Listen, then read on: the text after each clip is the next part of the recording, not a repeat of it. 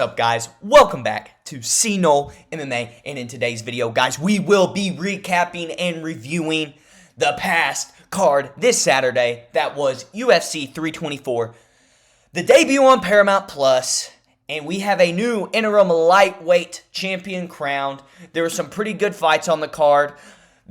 Quite a few very weird and strange, odd moments, you could say. However, bare minimum, you can say this: the main event between Justin Gaetjhe and Paddy Pimblett was an absolute slugfest, was one of the best fights I have seen in a long time in terms of just going out there and just putting on a slobber knocker of a performance. I have a lot of opinions and thoughts on multiple of these fights, but let's go ahead and get right into it. I have a lot of thoughts on Paramount and how that went as well, but that will be coming to you in its own video in its entirety tomorrow evening. So let's go ahead and start with the main event, which was the fight of the night between Justin Gaetjhe and Paddy Pimblett, with Justin Gaetjhe winning by unanimous decision to be crowned the interim lightweight champion for the second time, and Paddy Pimblett, who did in fact prove Scousers don't get knocked out, lad.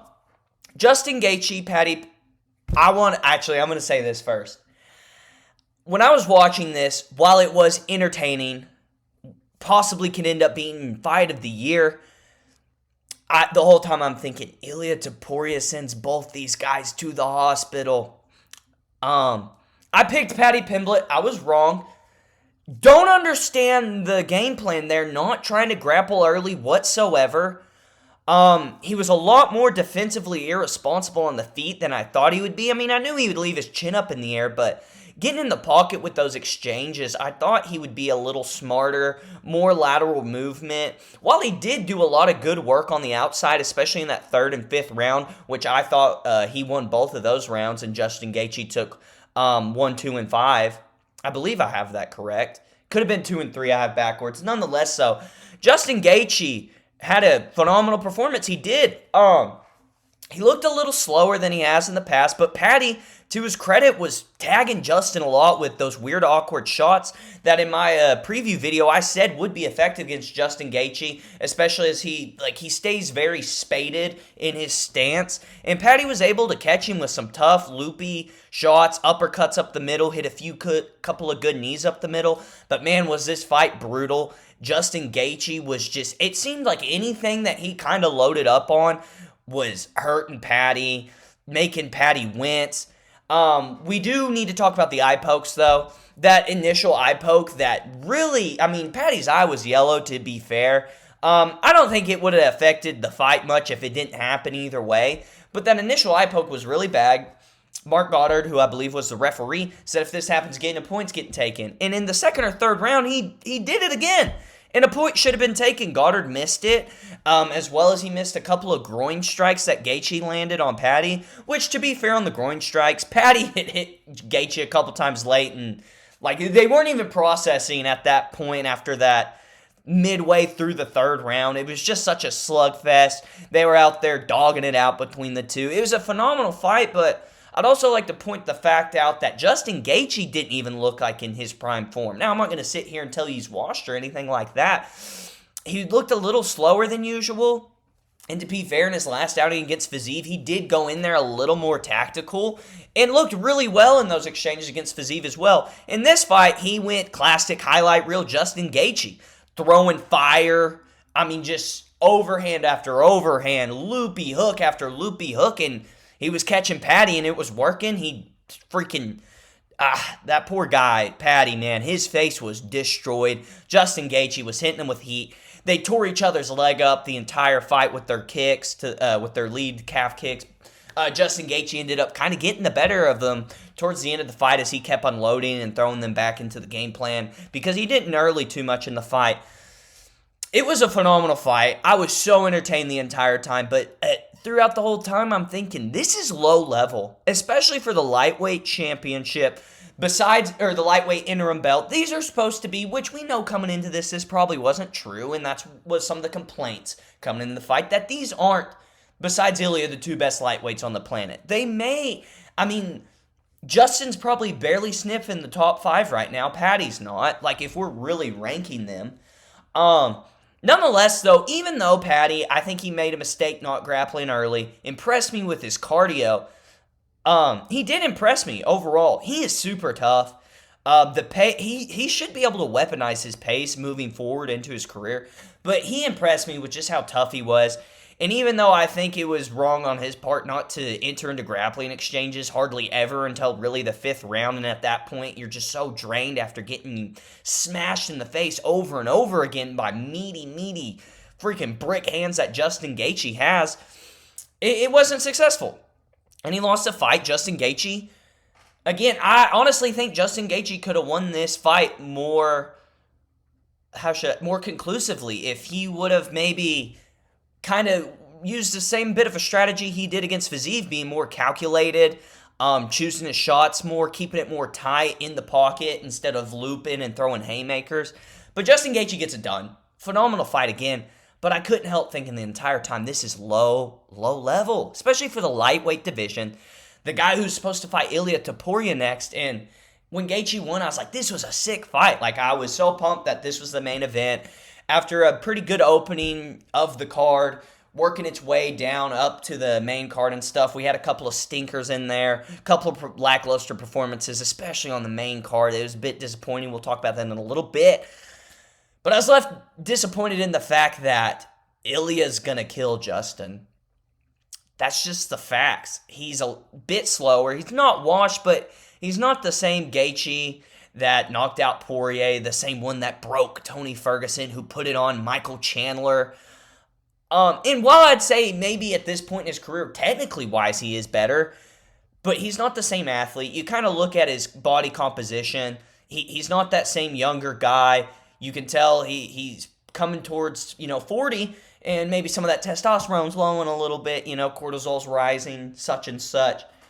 But I loved the fight. I really did. I was watching it with my roommate who does not hardly ever watch UFC unless he's around and I'm watching it, and he didn't take his eyes off the entire 5 rounds, thought it was insane. And for the UFC debuting on Paramount, and for all the flack that this fight and this matchmaking got, it delivered on entertainment value, and that's why the UFC made this. That's why I thought it shouldn't be that much criticized. I mean, you can criticize it for the truth of the fact that these probably aren't the other 2 best lightweights in the world, excluding Ilia Topuria, but man, did they put on a show, and was I freaking impressed with the durability of Paddy Pimblett. We expect this from Justin Gaethje, and even though I may criticize Gaethje, the fact I think he could have won more conclusively, he went out there and put on a show. That's what he does, and that's why you gotta love Justin Gaethje. I know I picked against him. I've been critical of him, saying he's gonna retire if he don't get the title shot, but never once was like my fandom for Justin Gaethje ever like, I don't like that guy anymore. How can you not like a man who does that time in and time out, putting on a show for us freaking fans who love, live, and breathe this sport? And I was entertained. I was entertained. It was a banger of a fight. I'm glad it happened. I wanted Paddy to win, even though I think Ilia, and of course proven now, but before the fight, Ilia would starch him, send him to the hospital. The build-up would have been sick, and now we won't get that as much with Gaethje, even though we kind of seen a bit of a dark side of Gaethje leading into this fight. So maybe Ilia, with his exuberant amount of confidence, we'll get into Gaethje's head a little bit, and we get a little bit of back and forth. Maybe the UFC finally decides to put a big promotion engine behind Ilia, do a press conference in Spain like they should. And this very well, and probably my guess, especially with Gaethje, and he took quite a bit of damage, even though it wasn't as visible as Paddy's damage on his face. He took a lot of damage. So what is it right now? It's the end of January, so we got February, March, April, May. So it'd be right about 5.5 months for the White House card. And I believe this will be your not your pay-per-view, but your big event White House numbered card headliner will be Justin Gaethje and Ilia Topuria, which Gaethje went out there and earned. You cannot criticize that at all. He went out there and won conclusively. It wasn't close, even though Paddy in the third, was it the third round? Or am I getting the third and second? Yeah, it was the third round, I believe. Yeah, it was the third round where Paddy looked to catch a second wind. Did well in that round, Came out in the fourth, and then Justin Gaethje kind of caught a second wind as well, and then just kept putting it on Paddy. Paddy won the fifth round. I mean, Paddy was doing very well initially in that first round, but those knockdowns, man, that visual and being knocked down, I thought he was finished multiple times in the first and the second round, but he survived. Scousers don't get knocked out. Disappointed, very much so, without the grappling of Paddy being utilized at all in this fight. I think Justin Gaethje, for how high level of a fighter he's been since he's came to the top of the UFC, especially after the Tony Ferguson fight, he's been very submittable. If you have an advantage on the ground, you can take a big advantage there in a fight against Justin Gaethje. But hey, they stood up, they banged it out, and they put on a show for us fans, and that's nothing to scoff at. That's only to be excited about. So, dude, that's a 10 out of 10 fight. And Justin Gaethje, interim lightweight champion once again, will fight Ilia Topuria. Sad thing is, though, I mean, it's a good name for Ilia's resume, but, we could get Armin, It's a weird deal, but Justin Gaethje is doing his job, and he does deserve it, and it's stupid if you don't run that fight. He's the interim champion. Ilia and Justin run it at the White House. Either way, the winner of Dan Hooker and Benoit Saint Denis this upcoming weekend, I'm pretty sure Benoit's going to get that done. I think that's next for Paddy, especially if somehow Dan Hooker can pull that off. That's already a marketing machine right there. That'd be a crazy headline of a fight night or a great co-main event of a big numbered event. But even Benoit, I think, is an interesting and winnable matchup for Paddy. With Benoit being a tad bit slower, I think Paddy could utilize his footwork, and he did in moments against Gaethje on the feet. And on the ground, even though Benoit's top pressure is great, good at holding people down, inflicting damage, Paddy, again, is a great grappler, even though he didn't show it in this fight. So I think that's what next for those two guys. Should have a video about that out as well this week. But, man, all you can really say, this was an incredible fight.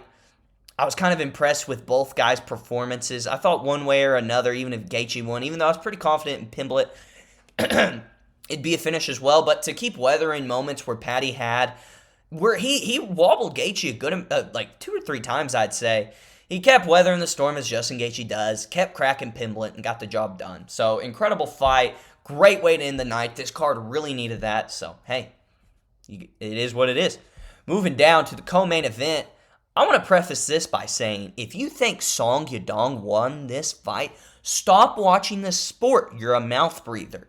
You chew on your shirt. You chew on straws. You chew on plastic bottle caps. You are a retard. You are an idiot if you think Song Yadong won this fight.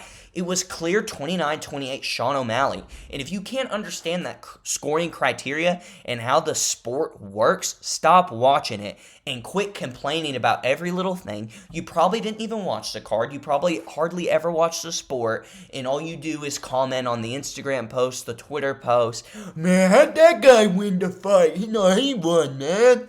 Shut your mouth. Shut your mouth. Give up. Just give up. Okay?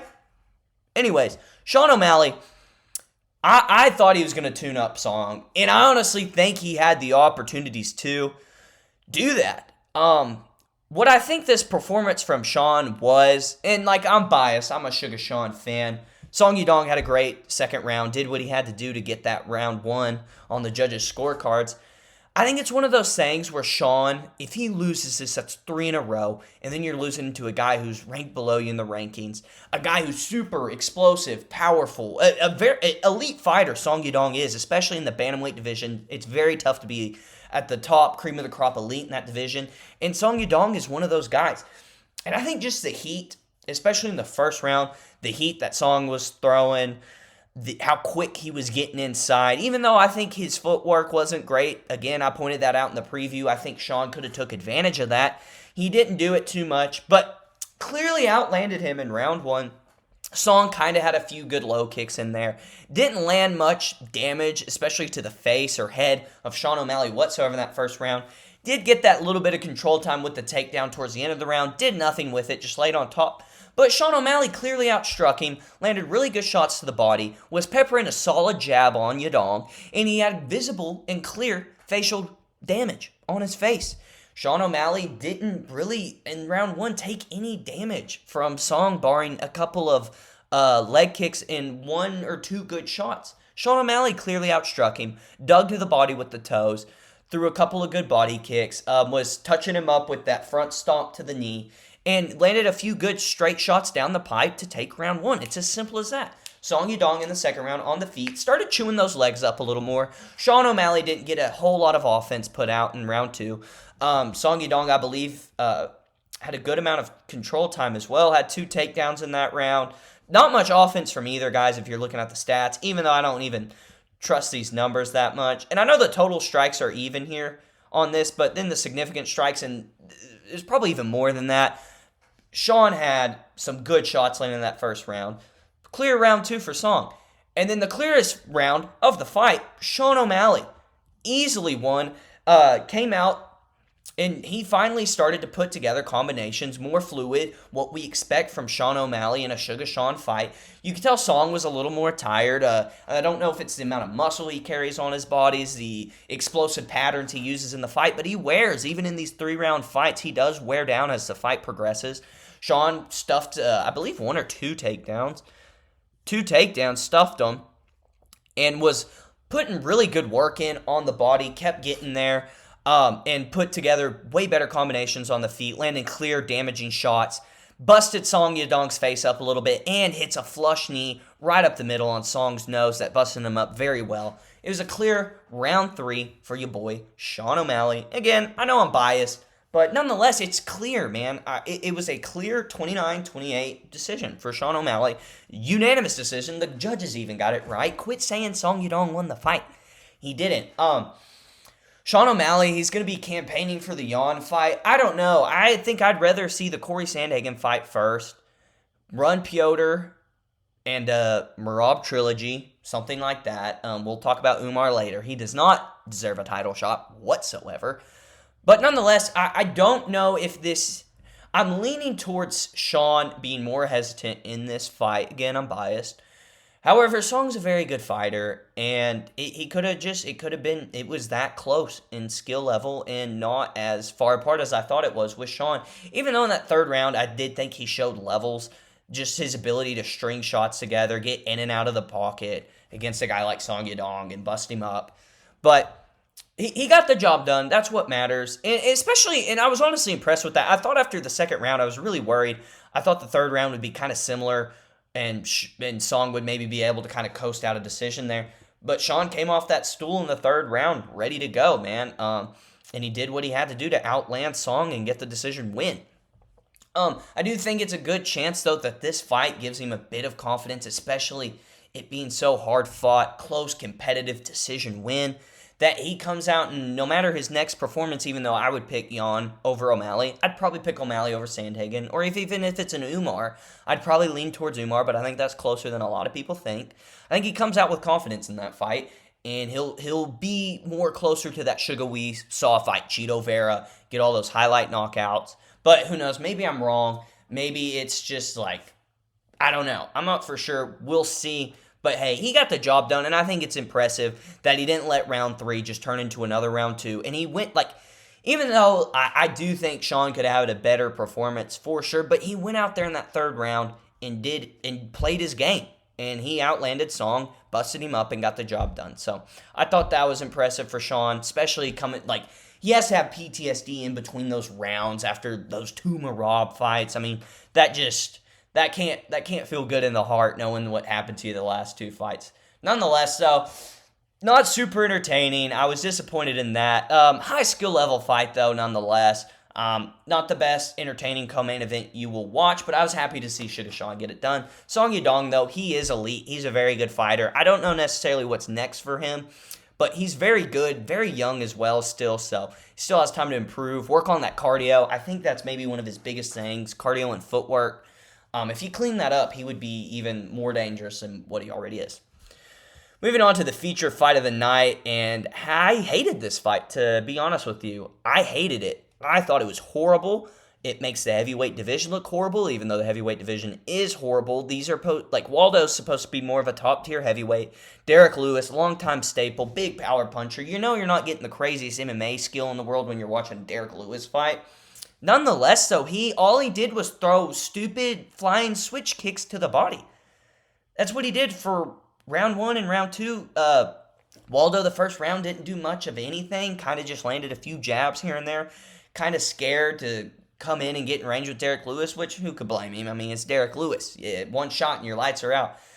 But I was expecting much more from Derek in this fight. I understand Waldo being hesitant in those rounds, and hey, it worked out for him. He got the finish in round 2, so you can't blame him too much. But I thought Derek Lewis just looked slow, sloppy. Didn't try to really even string a combination together. Just some big overhands here and there. Landed 8 total strikes in 1.5 rounds of action. That's pretty pitiful. And in the second round, Derek just gave up. He didn't even get knocked out or anything. He just kind of gave up. He kind of got tagged on the face, but his knees just kind of buckled and he just laid on his back. Went full Anthony Lionheart Smith in the fetal position and just let Waldo ground and pound him to a TKO. I don't have much to say about this fight besides that it was pretty pitiful and very disappointed in it. I thought this would be a heavyweight slugfest. I thought this would be quite entertaining with some crazy damage, some nice strikes landed between the two of them. It was not that at all. It was gross. I hated it. I vehemently hate this fight. I thought it was awful.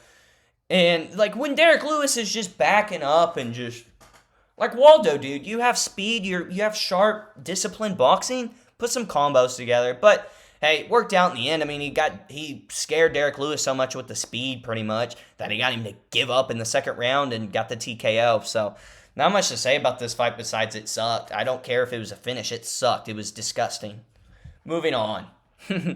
Moving on to, how did this not get fight of the night, guys? If you really want to think about this and really get into the nitty-gritty, these two ladies are high-level WMMA strikers. And if you look at the way they move their hips in the octagon, the way they torque and line up that inside low kick to establish good inside foot positioning on that crispy, crafty battle of two ladies of the... No, I'm just kidding. This fight was boring. And I was even low-key simping for both of them. I was like, look, they're both two high-level strikers in WMMA. This, bare minimum, it'll seem like a fight. No, it was a sparring match. It was awful. And again, this is why these type of fights shouldn't be on the main card. It was despicable. I hated every minute of it. Nothing happened in this fight. Valentina will fight Natalia Silva next, and she will lay on top of her the entire time. I mean, Rose Namajunas, who's really should still be fighting at 115, she's a small 125er, was out grappling you, Natalia Silva, all right? Natalia Silva clearly wins the third round with straight up just pressure and throwing kicks. That's literally all she did to win that round. In the first two, the first round, what even happened? I think... yeah, Rose just kind of outstruck her. Kinda, I guess. I don't know. I thought it was 2-1 Rose. They gave it to Natalia. That's fine. I don't care. Maybe it was Natalia, but I think she kind of outstruck her. More solid strikes. Natalia, was just throwing the sparring. Round 2, Rose pretty much just out-grapples her. Gets a lot of control time. Gets some sort of damage, I guess, on the ground. And then round 3 again, I mean, Rose is still kind of sparring out there, and then Natalia just decides to press forward and just throw kicks. I hated this fight. I thought it was awful. It was boring. There was no skill shown, really. And Rose, I used to love Thug Rose until after that Carla Esparza fight, really, and I was just kind of yeah, whatever, I'm done. I'm over this. I hate Pat Barry. She did nothing. And Natalia didn't either, except go 100% finally in the third round and land kicks that won her the fight, in all reality. Low level, and these are the high level of WMA, and it's still low level sparring matches and that's all this is. They whiff. Look at the percentage. They're both under 50. It was bad. I expected more from these ladies, at least. I hated it. It was awful. Again, these two fights on the main card were bad. That was bad, even though it was a finish, so that's better, I guess. Not super entertaining, not like Snooze Fest, but not phenomenal. Then you have this before those two. Like, you're just running a risk of getting hated on, throwing these type of fights on the main card. These WMMA fights, these sparring matches. I hate it. Put it on the Apex. I'm that done with it, even though I was kind of trying to hype up this. Like, these are high-level WMMA gals. They can strike. They have fundamentals. They can put together combos. Natalia Silva's explosive with the kicks. Rose is pretty slick with her hands, mixes up kicks as well. It's a sparring match. It's boring. It's awful. I hated it. That's it. And Natalia Silva won. That's cool. Valentina will unanimous decision her on a co-main event of some card. And it'll just be, okay, great. Let's get on to the main event. Moving on to a banger of a fight. And I don't believe either of these guys got a performance bonus, even though they both deserve it. This was a great fight. And even though, I like these type of fights. It wasn't necessarily a slugfest. Even though they were going out there and hitting each other hard. Like, these two guys, they showed levels to the game. Like, these are high-level strikers, strong, athletic, great chins on both of them. And it was a phenomenal, entertaining, high-skill level fight to watch. Round one, I gave to Arnold Allen. I thought it was pretty clear, I thought, even though John Silva kind of had that late round one flurry, I thought Arnold Allen outstruck him majority of the entire first round. Did do a little bit overall more damage accumulatively. I thought it was visible in the face of John Silva. Even though it like a slight wobble, if you could even count a wobble, it just visually looked like Arnold was in more trouble. And that's the thing. That's the moral of this fight. Arnold Allen fought a great fight, really, except round 3, which I'm pretty sure, if I had to guess, broke his hands because he kind of just stopped throwing output and really leaned into kicks and kind of started grappling. But John Silva against these higher level guys, he kind of needs a round to get going. But as soon as he finds a little bit of range, every shot he hits you with hurts. He has nuclear power in those hands. And I know he didn't sleep Arnold Allen. Arnold's really tough. And he was hard to hit flush as well. Arnold was moving very impressively. But John Silva's dangerous. He's just so powerful. High skill level striker as well. Strong, explosive. He's good, man. He's good, and that's why I picked him. I thought this was pretty much how the fight would play out. I really did. I thought Arnold would maybe give him a little bit more danger the entire fight, but again, I'm pretty sure he broke a hand or something in that last round because he kind of just stopped boxing with Jean. But the first round, I think Arnold won. Got a little more overall cumulative damage done. Then round 2 happens, and that's when John Silva starts getting flow. He clearly outstruck Arnold, was clearly doing more damage. Arnold was still landing in some good shots here and there, but gosh dang, he was just putting together slicker combinations. And even the thing with Jean, he just slips in one good flush shot, and you're somewhat hurt. You may not be wobbled necessarily, but you're, gosh dang, that hurt. And then round 3, Jean really takes over, even though Arnold had a pretty solid round as well, but especially towards the end with the Silva flurries, kind of knocking down, pushing over Arnold Allen towards the end, and then riding him like a surfboard, which was insane. There's some crazy visual shots of that. John Silva's a high-level striker, man. I would worry about him fighting Volk right now, just because Volk is older, and I still worry about his chin, even though he weathered through that fight, the first fight with Diego Lopez when he got hurt. But Jean Silva's power is different, and on the feet, I'd say Jean is more slick and high level, more technical guy than Diego Lopez. But I don't know if we'll ever even see that fight. I just wanted to point that out because that's how good I think Jean Silva is, even though he can kind of get in these weird positions. And like the first round where he's looking a little behind on the feet from Arnold. But hey, he took over in that second and third round, and that power just kept wearing down Allen. Was able to land the cleaner and more flush strikes. It was a really good fight. There's some fun matchups for both of these guys in the featherweight division, I believe, on the horizon. It was a great opening fight to the main card, for sure. That was a beautiful. This was the perfect fight to open up that Paramount main card.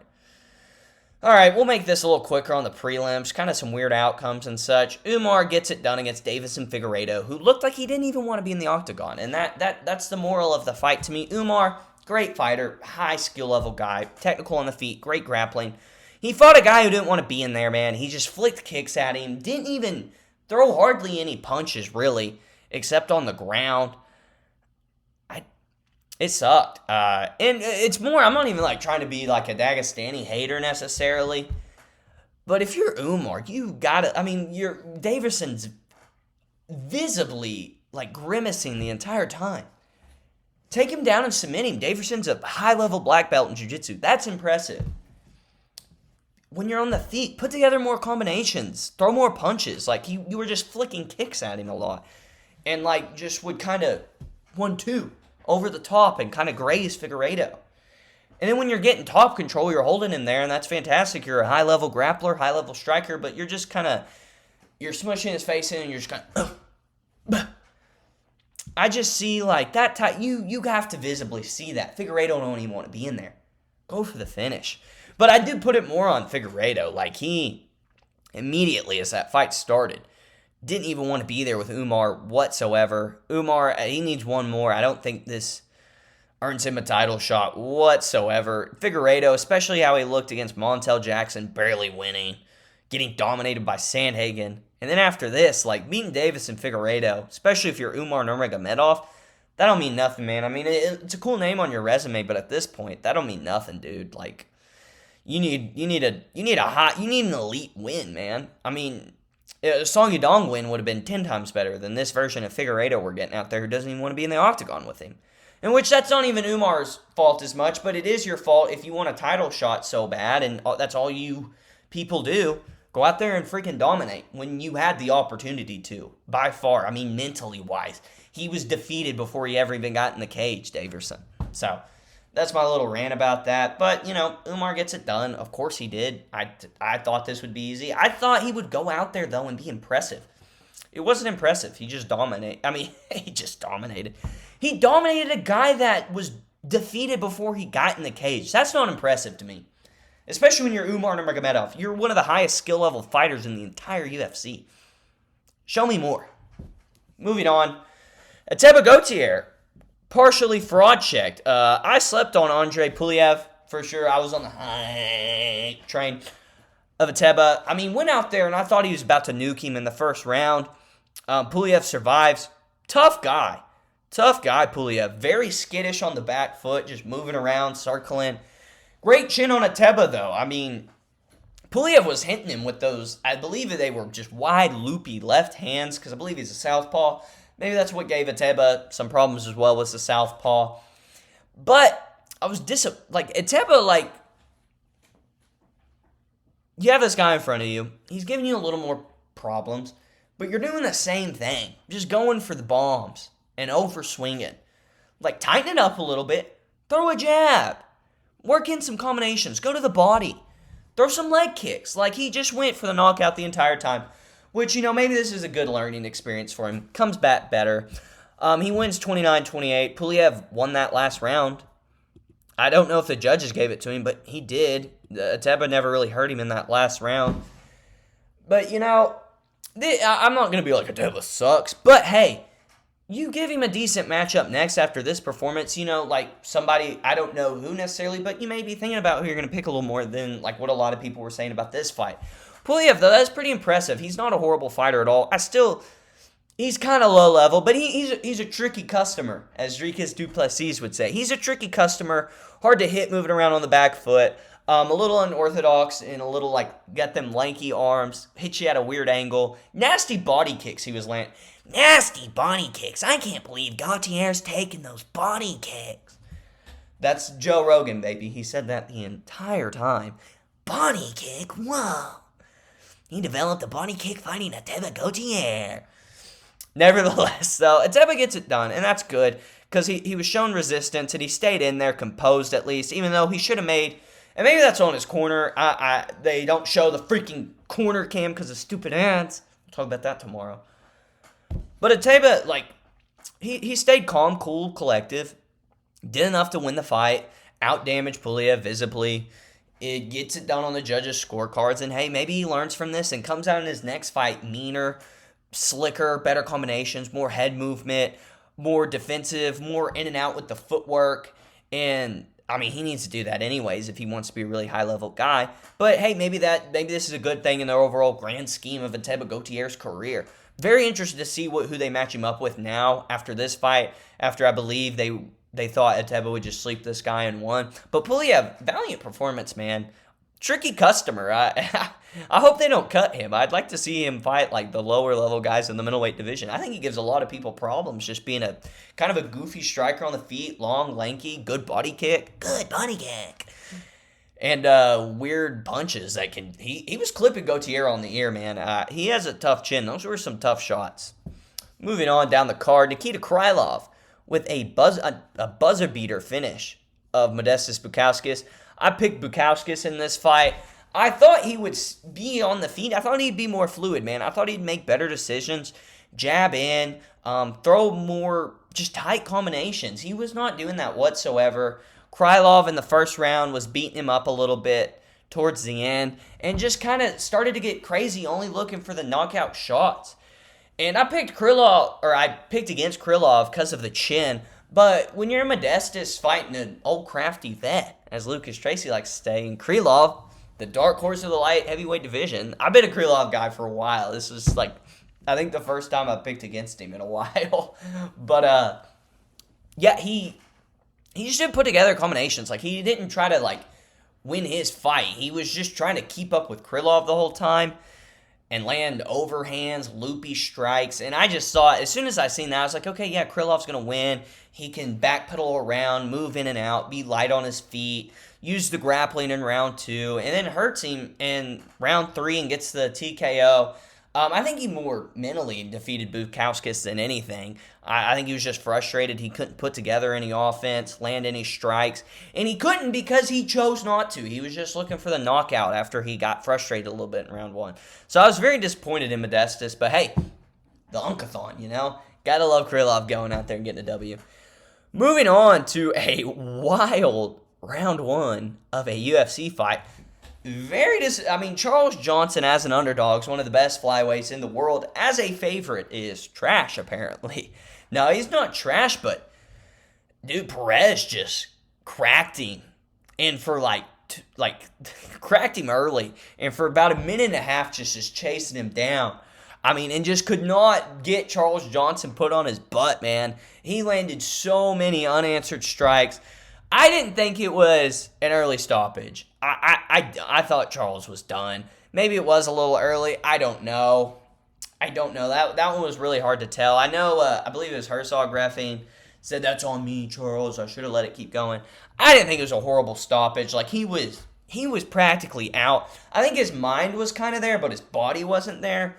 And you should stop it at this point, because it's only worse if your body's still kind of there but your mind's there, but then you're just getting all this unanswered damage from Alex Perez. Great performance by Alex Perez, though. He's been a high-level flyweight guy for a while now. Even though he lost to Suga Mabayev before this great performance here against Charles Johnson, he was winning that entire fight until he got caught in a submission. And Alex Perez, he's been a flyweight staple for a while now. He's a high-level guy. He's kind of a vet at this point, gritty. Powerful guy on the feet, good wrestling as well. So he's a tough out for anyone in the flyweight division. Maybe he makes another little run up to the top 5. Who knows? I love flyweight. Flyweight's maybe my favorite division. They're so fun to watch. You get weird, crazy moments like this too. Like where they're powerful, but it's hard to put out a flyweight for some reason. I don't know if it's just because they're so small or what, but yeah, I really thought Charles would be able to sit on the outside and kind of pick apart Perez, but he got a hold of him early and just Charles couldn't escape, man. Great win by Perez, though. Moving down the card to Josh Hokett. Spanked Denzel Freeman. Who wins a fight by flipping a guy off? He's just beating this friggin' semi-blob of Denzel Freeman the whole time. As soon as Hokett pushed the pace, got that double leg and put Freeman on his butt and just freaking was smothering him with ground and pound shots, Denzel wanted no part of the Incredible Hawk, all right? He wanted no part. And then they would somehow get up to the feet. Hokit would kind of just let him, and he's just unloading straight down the pipe, and is just breaking the guard of Freeman and putting him in fetal position. Then Hokit's trying to kind of grapple a little bit, just landed some short little snappy punches in there. And then they finally kind of just get back up at the feet, and Hawkett's just busting him up. And Freeman's not even wanting to fight. It's about 3 seconds left in the round. Hokit flips him the deuces, and Freeman seen it and just goes down to his knees, and they stop it. That was hilarious. I'm glad they stopped it. He wasn't getting off the stool. He did not want to be there after. He did not want to be there, folks. He didn't want to be there after what he experienced from Josh Hokit. Josh Hokit, dangerous guy in the heavyweight division with his athletic ability, solid wrestler, pushes the pace on the feet. If he tightens up that boxing and just gets more, he's in a great camp in Albuquerque too with Jackson Winklejohn. He just gets more experience in the cage, better fundamentally on the feet, a little slicker. He's dangerous at heavyweight. He's a prospect for sure. Say what you want about him. I'm a fan. I like any personality at this point in the UFC. I'm a fan of you.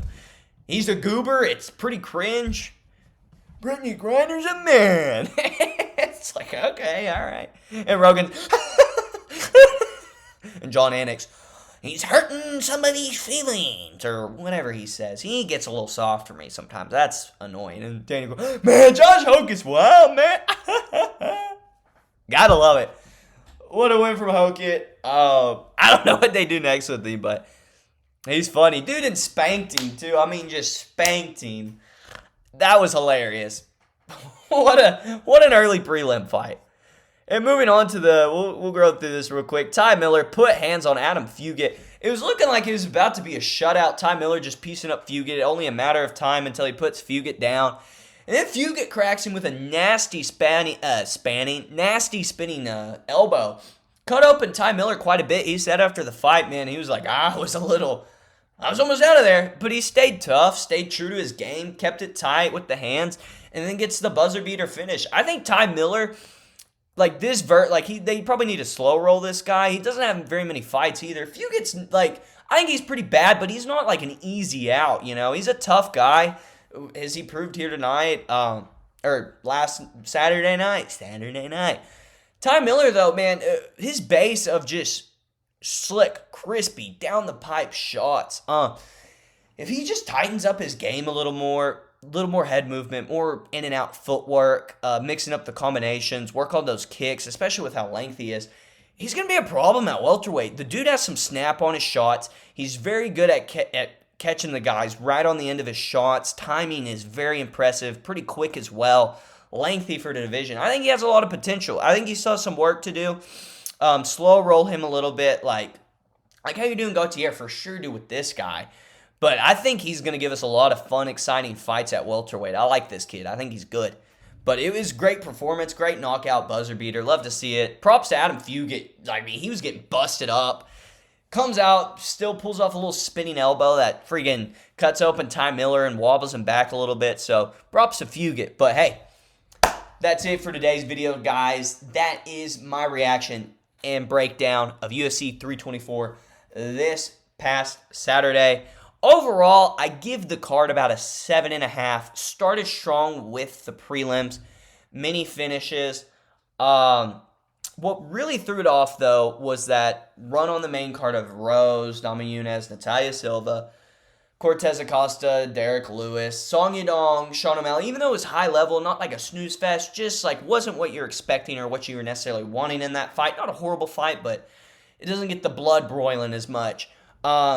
Justin Gaethje, Paddy Pimblett, phenomenal fight. Arnold Allen, Jean Silva, phenomenal fight. Umar, Davison Figueiredo, sucked, all right? It was not a good fight. Let's see. Ateba, Andre Puliev, it was interesting, not the best. This was a bit of slow-paced fight, though. We got the finish, so this was a wild first-round exchange. Alex Perez just piecing up Charles. Hokit was hilarious. Ty Miller gets a finish. I believe I was, 2-0?